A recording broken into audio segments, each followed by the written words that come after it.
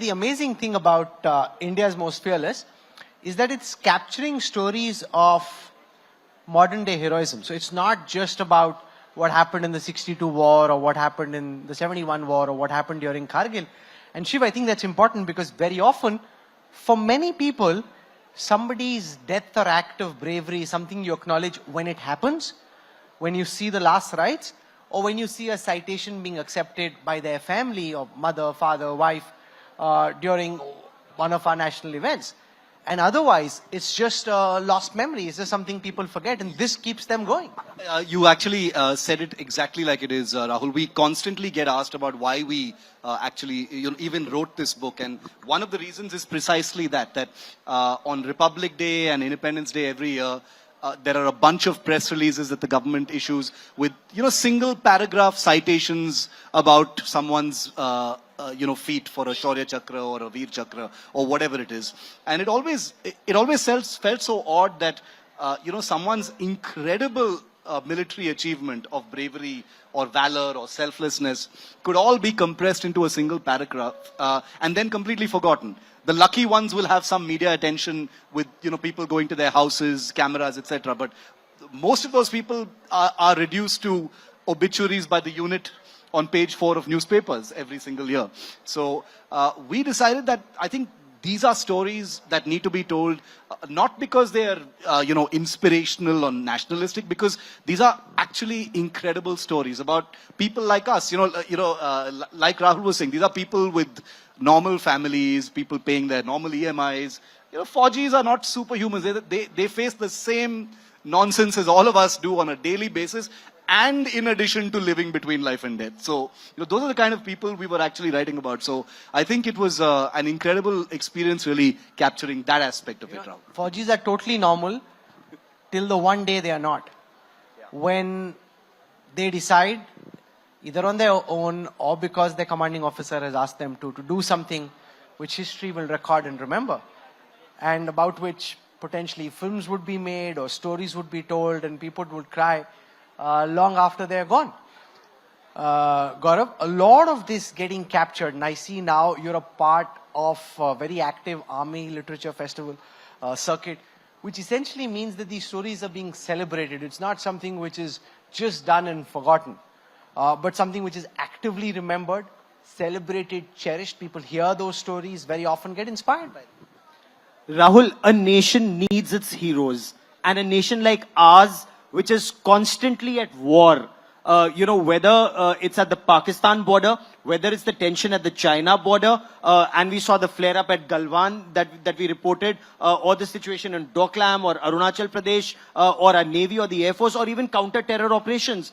Our nation from 1947 has been at war constantly. The fact that all of us can sit here and celebrate our Holi and Diwali and Eid and Christmas is because we have our soldiers there. The fact that we're able to recount their tales of unparalleled valor inspires the next generation of soldiers. That is something which is extremely interesting. What I also found remarkable, Rahul, when I was interacting with these soldiers, when you write, so for example, Kargil, the 155mm howitzers, they were seen as a game changer. Till then, everyone talked about Bofors and the controversy. But in Kargil, when 100 guns boomed together on Tololing or on Tiger Hill, that's when the entire nation started saying, yes, we need modern artillery. Something that your father, Brigadier Gurmeet Kanwal had been talking about and writing about so extensively, that we need modern artillery. And ask anyone, which, you remember that movie, Troy, when Hector is asked, the gods are on our side. He says, no, gods are on the side of the bigger battalion. Gods are always on the side of those who have modern artillery and modern armor and modern infantry and the fighting spirit. So we are able to tell those stories because we are just lucky enough to be on ground zero and to be able to report all these stories. It's one of the most majestic sights if you've seen.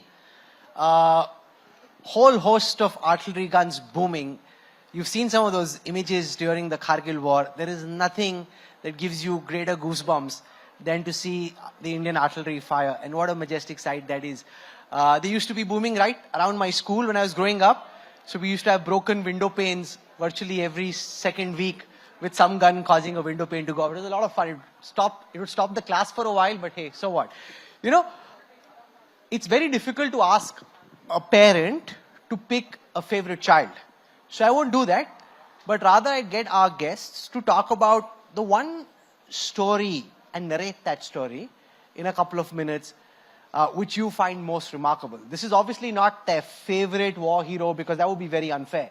But just one story. You've got people sitting here at Sahitya, and you can tell us, Gaurav, in Hindi, in English, pick your language, tell us the story like your father would. You know his father, right? We all grew up listening to his commentary during Republic Day. He can do a mini light version of his father. Not as good as Brigadier Sawant, of course, but he can try that. So you give us your story. Okay, so here it is, 2.5 minutes. Tell us the story. So one of the most remarkable aspects of conflict I found was faith. Faith in your commanding officer, faith in the men you fight with, and faith in God. I'll